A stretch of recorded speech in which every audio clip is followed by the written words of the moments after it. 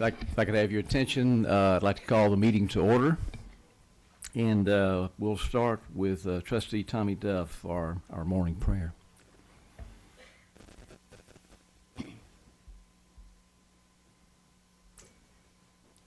Thank you. May we pray. Our Father which art in heaven, we are grateful as we gather ourselves this beautiful day. We thank Thee for the blessings that are ours, the opportunities that we enjoy. Father, may we pause and reflect and thank Thee so much for the association we had with our trustee and friend, Karen Cummings. We ask Thee to be with and bless her family and comfort and strengthen them in the days and weeks and years that will follow. Help them to have a knowledge and a peace and serenity about the resurrection of Thy Son, Jesus Christ, and the wonderful life that she lived. Now, Father, we are grateful for this gathering of those that serve Thee and serve the students of this wonderful state. We are very grateful. We ask Thee, Father, that this meeting may be in accordance with Thy proceedings and in Thy beliefs and in Thy desires. In the name of Jesus Christ, amen. Thank you. Student Government Association presidents, I think we're short this morning. Would you please introduce yourself? Good morning, you guys. My name is Holly McMurray. I was just recently elected student body president at Mississippi State, and I am very excited to be here. Thank you.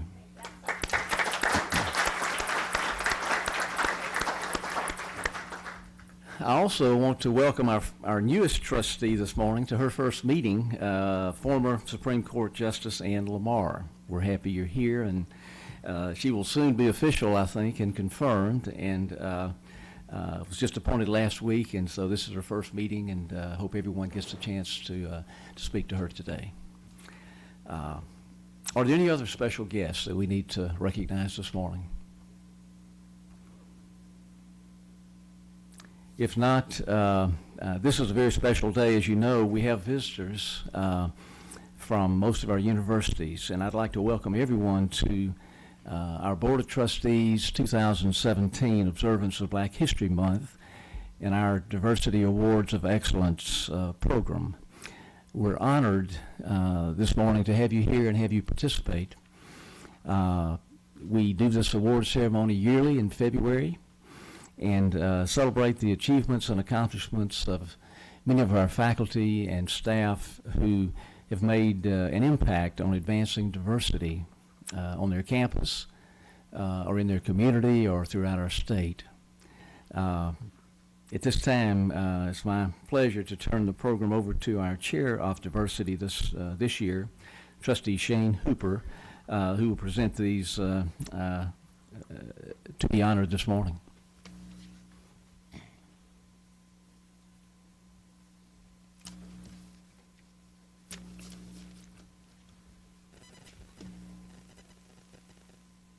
Good morning, ladies and gentlemen, and welcome to the Board of Trustees 2017 Observance of Black History Month. I am honored to serve as chair of the Board's Diversity Committee and participate in this annual observance. It is my pleasure to join you in celebrating the achievements and accomplishments of our university faculty and staff that have been chosen by their respective institutions for the impact they have made in advancing diversity on their campuses, in the community, and in the state. Black History Month is a time to learn about and reflect upon the many important contributions that African Americans have made to our state and to our country. It is also a time to recognize the important achievements that our university faculty staff are making today and every day with their work in promoting diversity and academic excellence on each of their respective campuses and community. Each year, we invite our universities to nominate one individual who has contributed most significantly to the positive advancement of diversity on his or her campus and in the community. Each individual nominated by their institution is presented with a diversity award for excellence from the board. Before we introduce the nominees, I would like to thank the board's diversity committee for their time and effort working with me on this endeavor. Committee members include Trustees C.D. Smith, Dr. Alfred McNair, and myself. We would also like to thank our photographer, Mr. Jay Forshow from the University of Mississippi Medical Center for assisting us each year with the photography. I would also like to acknowledge the Chief Diversity Officers from each institution. If you are present, would you please stand at this time to be recognized?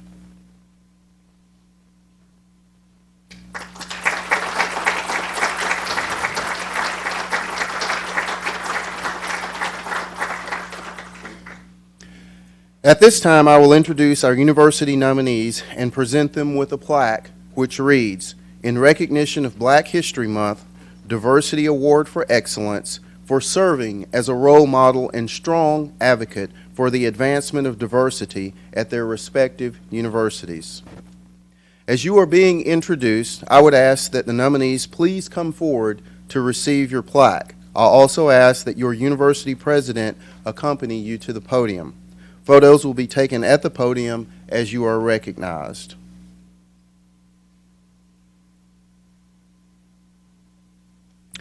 From Alcorn State University, we are pleased to recognize Dr. Steve Adzanu, Associate Professor of Advanced Technologies and Pre-Engineering. Joining him is Dr. Alfred Rankin.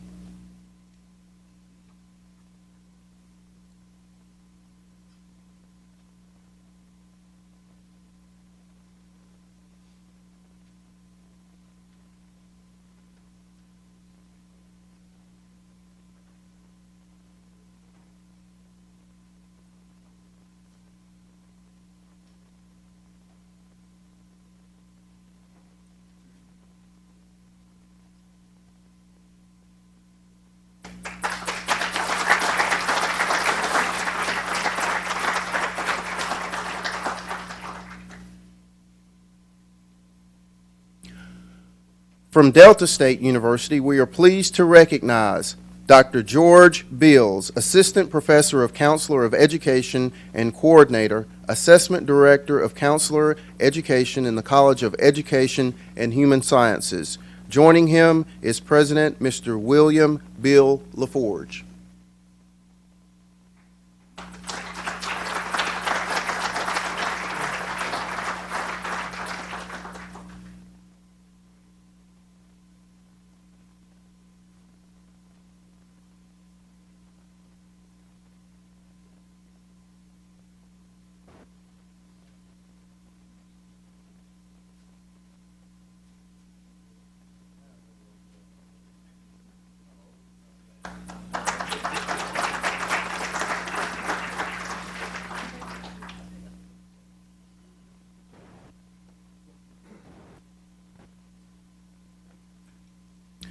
From Jackson State University, we are pleased to recognize Dr. Hai-Yun Chon Kim, Professor of Art in the College of Liberal Arts.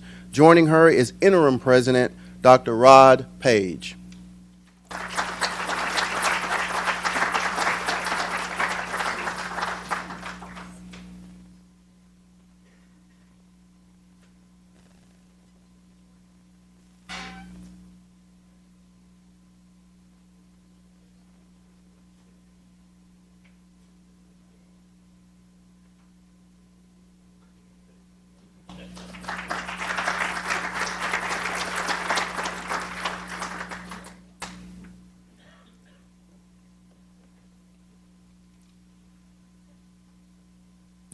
From Mississippi State University, we are pleased to recognize Dr. Robert Dahm, Professor of Music and Director of Music Education Partnerships. Joining him is President Dr. Mark Keenum.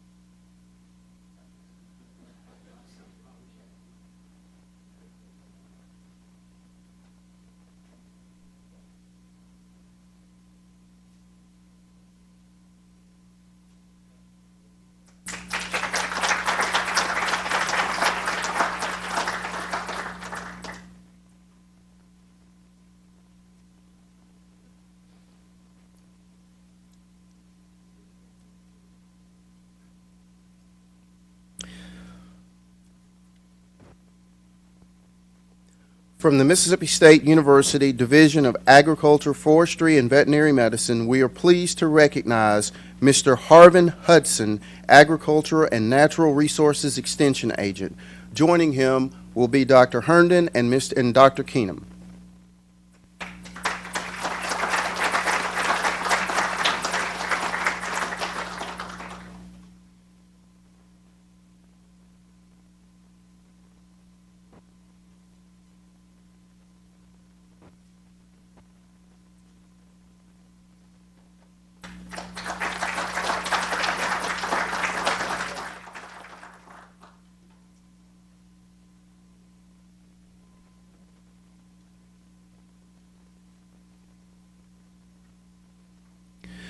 From Mississippi University for Women, we are pleased to recognize Ms. Cumone Simmons, Coordinator of Student Engagement in the Office of Student Life. Joining her, Dr. Jim Borsig.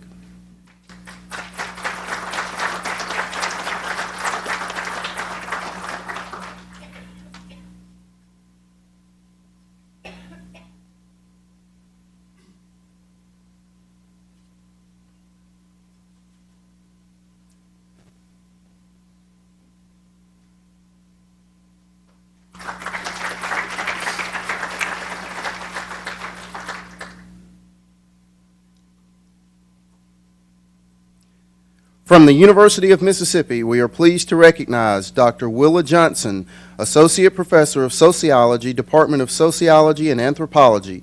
Joining her is Chancellor Jeffrey S. Vitter.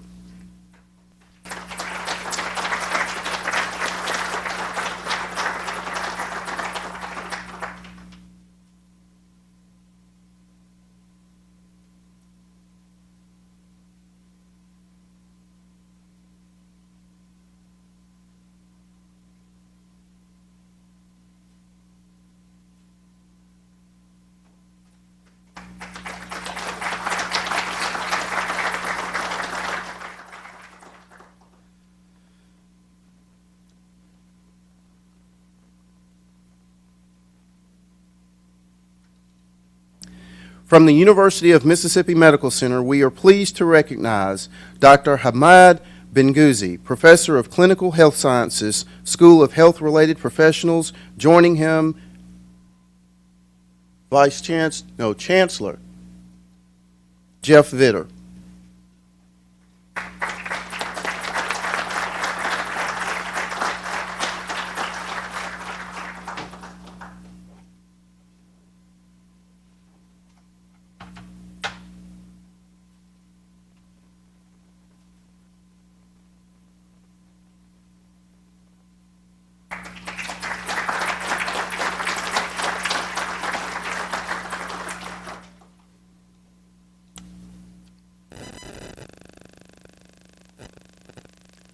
From the University of Southern Mississippi, we are pleased to recognize Dr. Mohammed El Azri, Associate Dean and Professor of Microbiology, Department of Biological Sciences.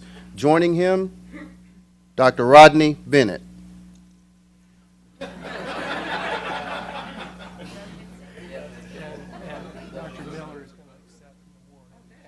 Oh, here he is. Good.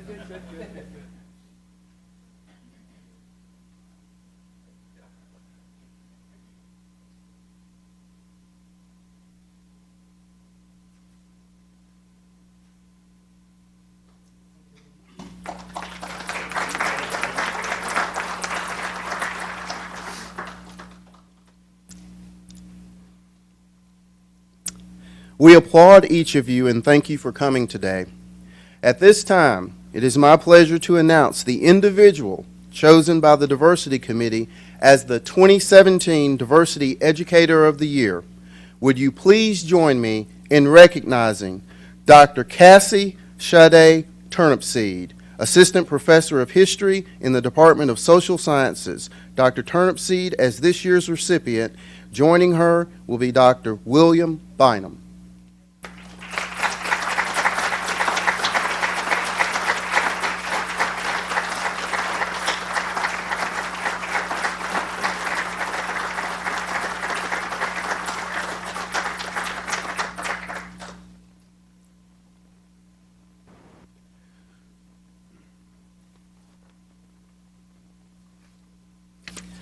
Dr. Turnipseed, on behalf of the Board of Trustees, I am pleased to present you with this resolution and this plaque, which reads, "In recognition of Black History Month, Diversity Educator of the Year, presented to Dr. Cassie Shade Turnipseed, Assistant Professor of History, Mississippi Valley State University, for outstanding vision, dedication, commitment to academic excellence, and tireless devotion in support of advancing diversity within the university campus, serving as a role model, mentor, and advisor for underrepresented students, enriching their lives through teaching and promoting cross-cultural understanding and global awareness." February 16, 2017, Board of Trustees of State Institutions of Higher Learning.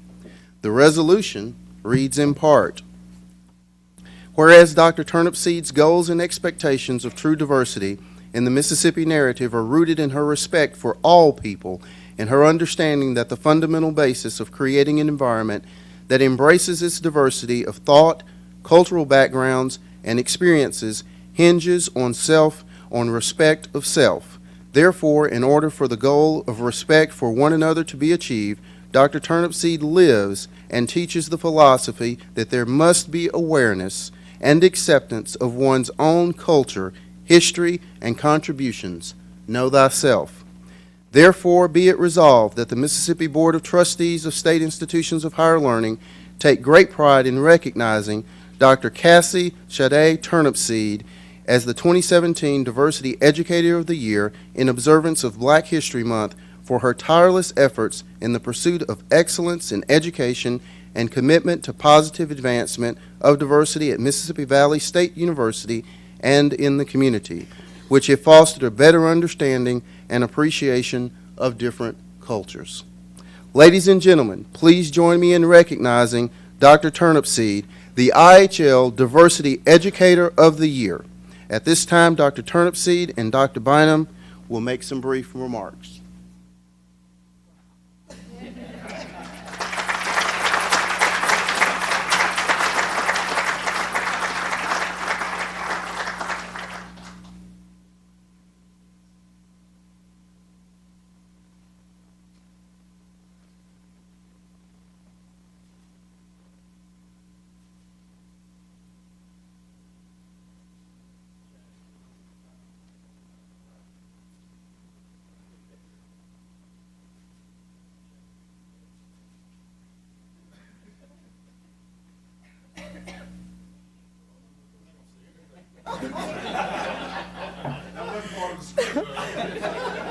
Now, I wrote this fantastic speech, and I left it in my briefcase over there. And it's just that I didn't see anybody else making speeches, so I said, well, it'd be inappropriate for me to say anything.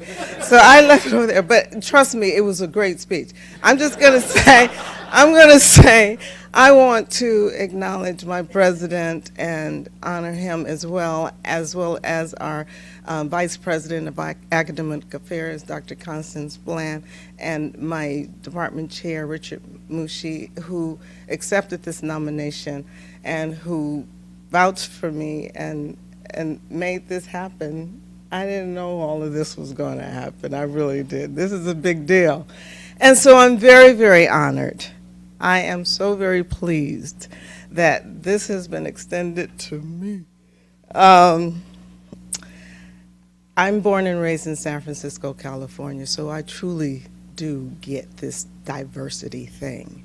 And it works for me here in Mississippi because I understand the significance of change and introducing best practices and bringing that to my students.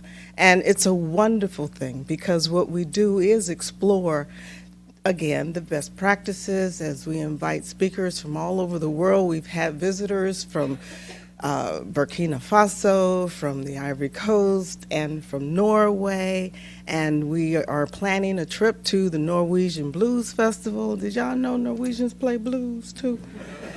Yes, and so they have the largest blues festival in the world, and our students are organizing around going there and seeing how Mississippi culture is implemented in a faraway place called Notaten, Norway. And these are the kinds of things that I think really bring diversity to our campus is when we can see and look outside the box and do things a little differently, to truly make that change. And so I'm going to leave it there because I don't want to mess this up. And I just and I just want you to know that I am truly honored and surprised, and my mama going to be proud.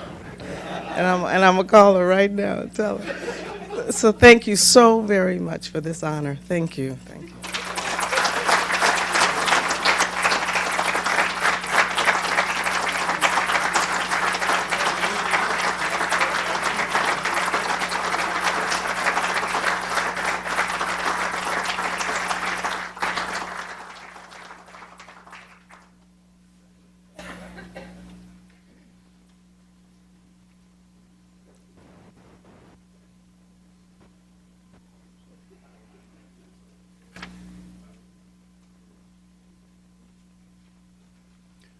Dr. Bynum declined to make any comments, so I'll say it for him. One goal, one team, one valley.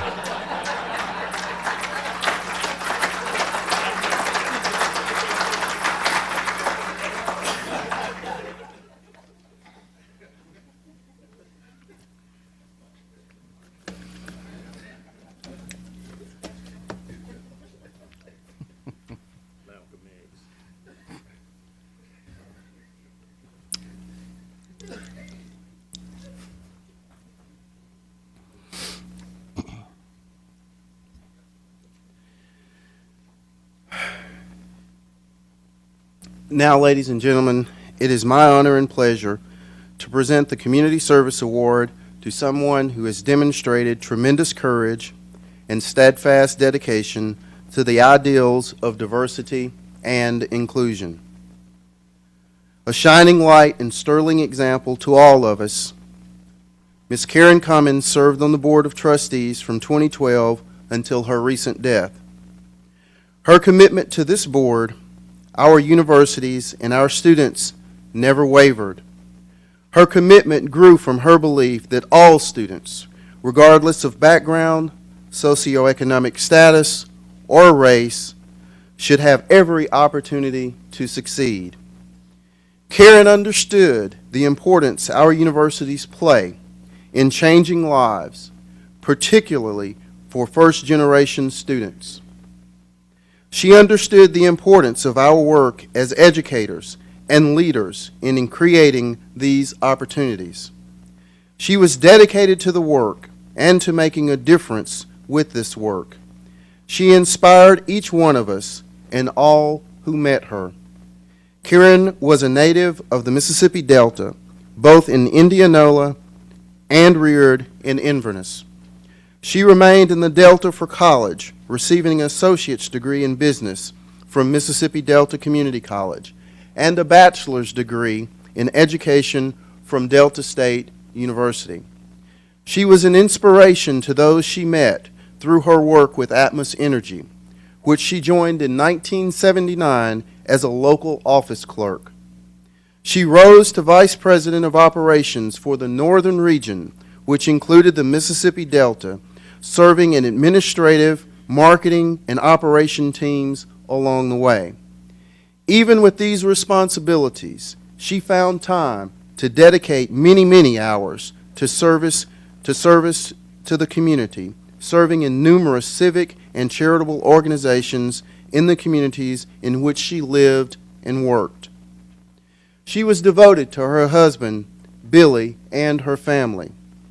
Unfortunately, this bright light among us was taken from us way too soon. We honor her today with the Diversity of Awards of Excellence Community Service Award and would like to ask Billy to come forward to accept the resolution and plaque, which reads in part, dedicated trustee, business leader, mentor, community volunteer, who was a shining light to all who met her, who demonstrated tremendous courage and lived every day with a commitment to diversity, inclusion, and providing opportunities for all races in the state of Mississippi and the United States of America.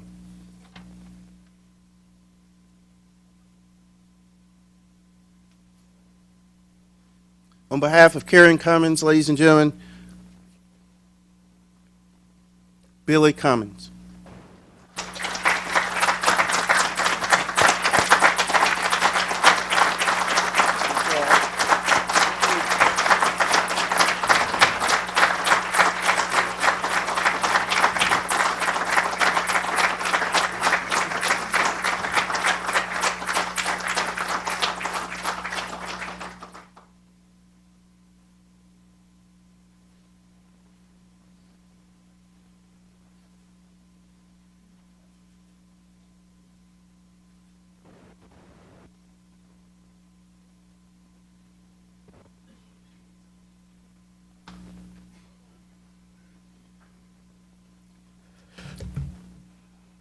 Folks, everybody in this room that are part of education, she loved this part of her life very much. She loved everybody on this board. She's a strong lady, strongest human I've ever met. The agony that she went through, it was just amazing to me. She fought to the last day, and I'm proud of her. And thank y'all so much. Thank you.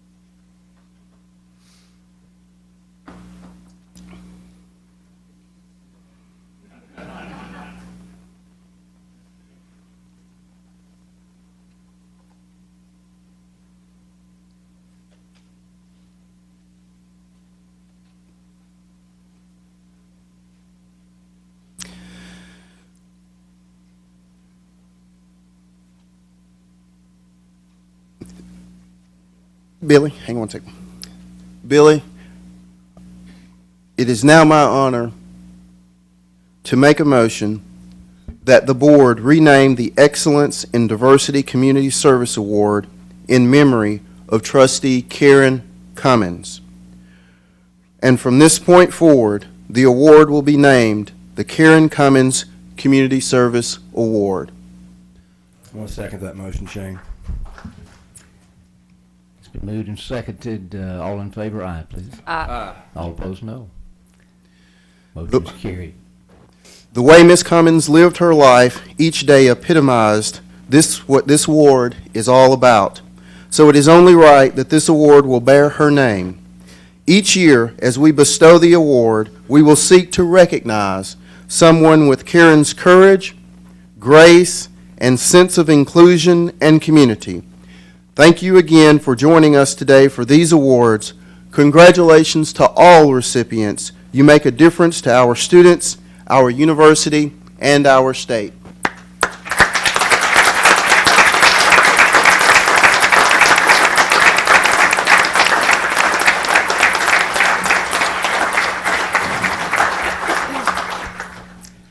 Thank you, Shane. I think it might be appropriate at this time to mention that approximately $30,000 has been raised for a scholarship in her honor, Karen Cummings Scholarship at Delta State. And if some of you have not participated and would like to build a forge, I know can make that happen. So that's something that will also be an honor for her from now on. This morning, I hope everyone has had a chance to review the minutes of our previous two meetings. We have two sets of minutes. If you have, I would request a motion to approve. So moved. Second.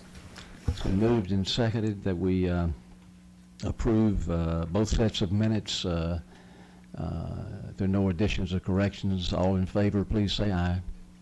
All opposed, no. Thank you. The next item on our agenda this morning is our consent agendas. I think we've had a chance to review these. Are there any items that we might need to move to the regular agenda?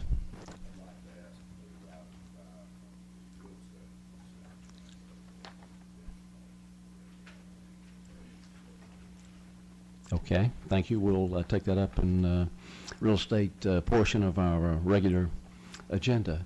Any others?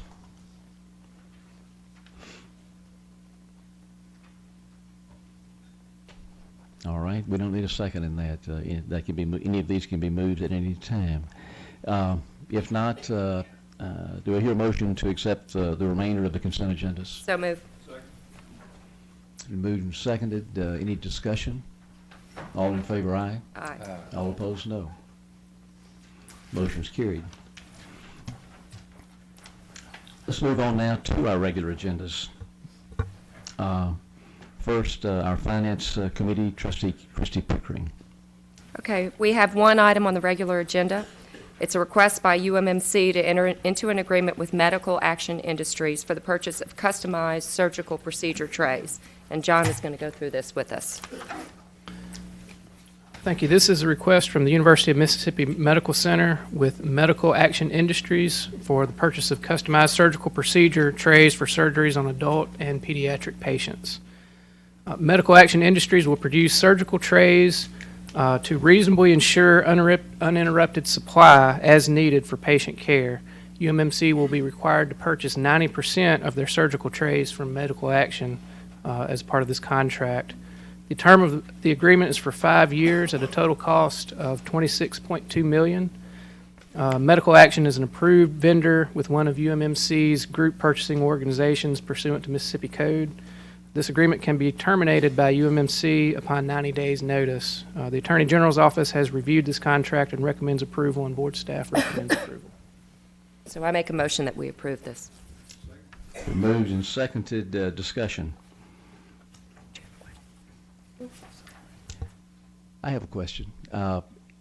Will we close down our sterile processing in surgery with this, or is this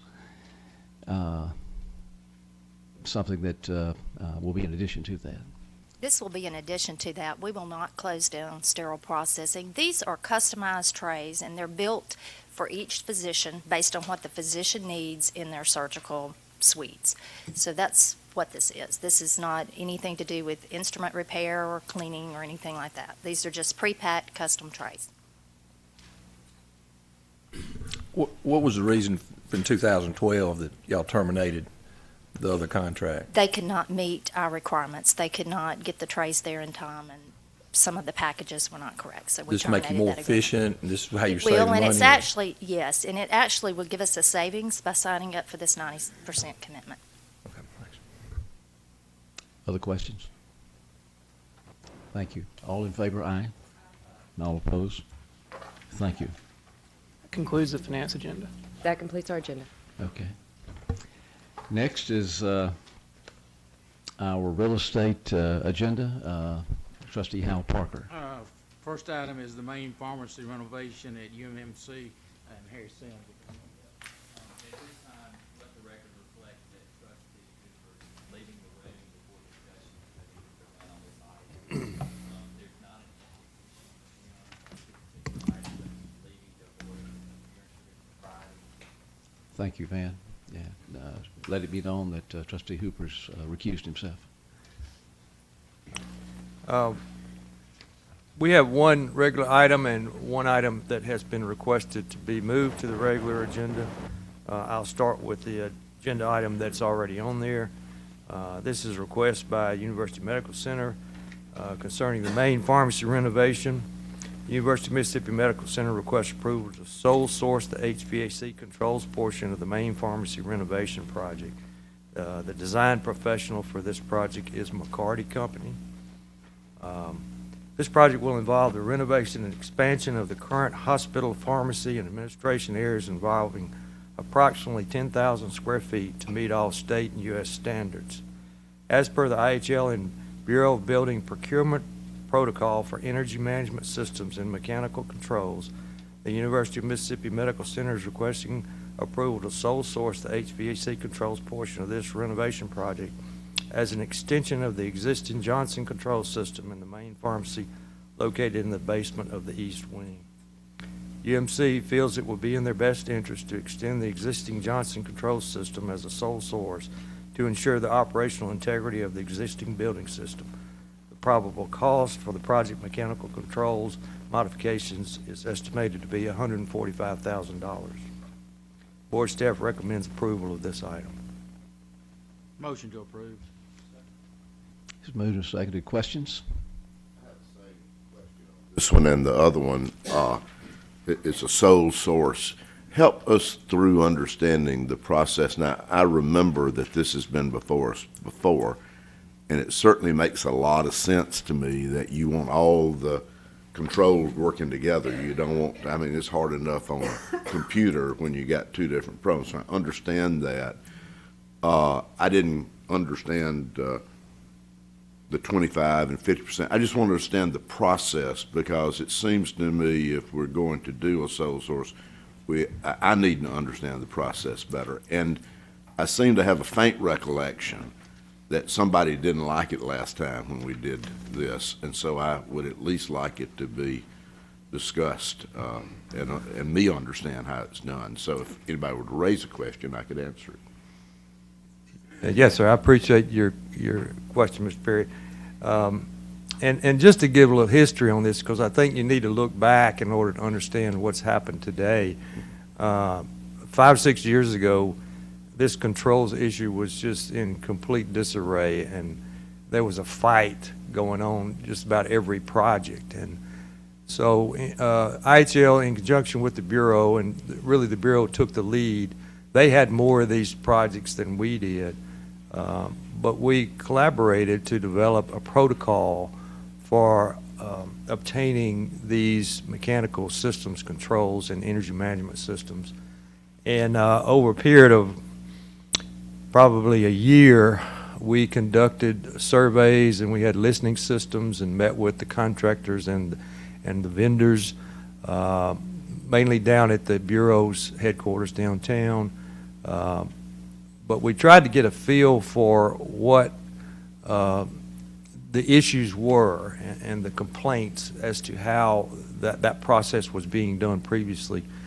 And we think we did that. And we came up with a protocol for securing these control systems. And that they're a little bit different for the Bureau and for IHL, but mainly they're patterned after they're patterned very similar. It's just in who, the only differences is who you answer to, who you request the sole source through. And of course, in IHL, it would be through this board. The state procurement regulations say that it can come through the governing authority, which for IHL is you guys. So we developed this protocol. That's where the percentages come in. We have 3 different sections. If it's below 25%, then you can and should sole source them. Between 25 and 50%, you may sole source them if you desire, but you can go with a different vendor. And then if it's less than 50% of the project, and I'm talking about renovation projects, when we add on to an existing control system, if the new system comprises more than 50% of the total system, meaning the existing and the new, then you can go to a new controls vendor, which would require then that quotes be taken to make it competitive. Really, the purpose here is to make sure that we comply with state procurement. And we can do that by asking the board's approval to sole source. But we do put constraints on it with those percentages, and that's where they come from. So these are relatively smaller additions to something that's going on, and that makes sense then. Exactly. To stay with the same vendor rather than starting over and really the issues that surfaced during our back when we were developing these protocols, we discovered that there are operational issues when you tag on a different vendor system to the controls that are already there. I remember that. You lose some integrity in the system, and you actually use some of the control points for that system because they're not 100% compatible with each other. So especially at the Med Center, we see this more often because of who they are. We need systems that are 100% integrated in a hospital environment. We can't have, for instance, in the operating room, something that doesn't work quite at 100%. That's just not acceptable. So That answers my question. our second item is also a sole source. Get back to that. Can I ask a question just for clarification? The percentage is applied to the current value of the system, not the value after the renovation. Is that correct? That's correct. I think, Harry, do you want to go ahead and let's vote on the initial? I think Hal has moved and it's been seconded. All in favor, please say aye. All opposed, no. Thank you. Our next item was moved from the consent. It's also at the Med Center. It's at the Interventional Radiology Renovation Project. They're requesting exactly the same thing to sole source. Their percentage was actually a little lower, which fell below the 25%. So actually, we would recommend this highly that they sole source it. But again, this is a request to sole source the mechanical and energy management controls. And board staff recommends approval of this. Is there a second? Moved and seconded. Discussion. If there's no further discussion, all in favor, please say aye. All opposed, no. Thank you. Thank you. Our next agenda is our legal agenda. Okay.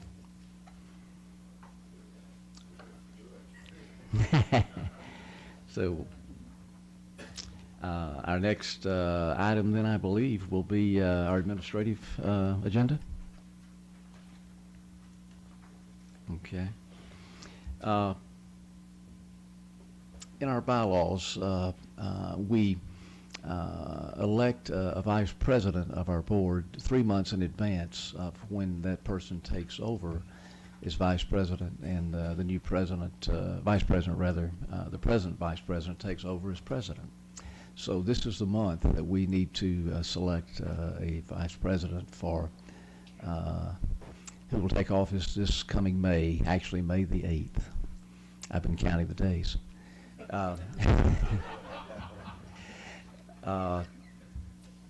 Do we have nominations for an incoming vice president who will accept that role in May of this year? I'd like to make a motion tonight, my colleague to the right, Shane Hooper, for vice president. Okay, it's been moved and seconded that Trustee Shane Hooper be elected as the next vice president. I'm not going to open for discussion. All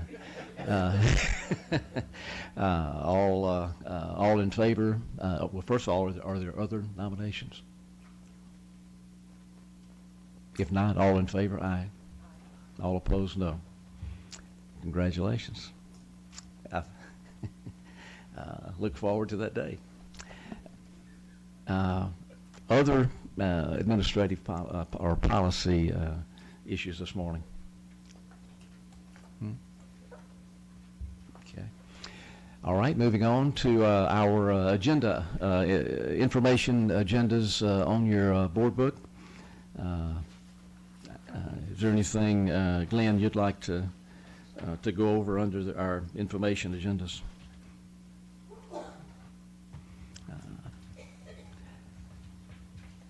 This morning we've moved through things very quickly. We do have, with the legislative session in place at this time, some issues that we're going to discuss in our committees after our meeting. So we're not going to have presidential comments this morning, if that's all right. If you'll save them till next month, we'll give you plenty of time, Dr. Rankins, to to share all that. One update for everyone is yesterday, a large majority of this board was at Jackson State for our listening session with Dr. Page and a lot of his students, staff, faculty, administrative help, and community people, and alumni. And we spent the afternoon and had an enjoyable time, and I think a very informative time. And our consultants are working right now, and we've been very pleased with our consultants and with the progress being made at this point. And we will keep you updated on the Jackson State search as it moves forward. Trustee C.D. Smith is our chairman of that committee, and do you have any comments or anything about the Jackson State search? Just briefly, I thought the listening session is certainly an important process as we go forward with the search. And the listening session at Jackson State on yesterday was well attended. We've got some really good input, some honest input that we made plenty notes. And I think that's going to be very useful as we move forward. But we're progressing and pleased with where we are at this point. And Dr. Page, I'd like to take and make a further comment on that, if you would. I would like to commend your students. I thought they did an outstanding job, and I especially like the fact that they were not bashful, and they got right to the mic, and they controlled their session very well. So when you see them, would you please tell them that I thought they did an outstanding job, and we're thankful for their input. Also, the consultants are taking applications, so if you have someone you'd like to nominate, that is on our website, and we can get you the information if you have anyone that would like to apply for that position. Our next board meeting will be here in the board office March 16th, and we will follow this meeting after a short 10-minute break with our Finance Committee meeting. If there's no other business, move we adjourn. Is there a second? All in favor, aye. Thanks for coming.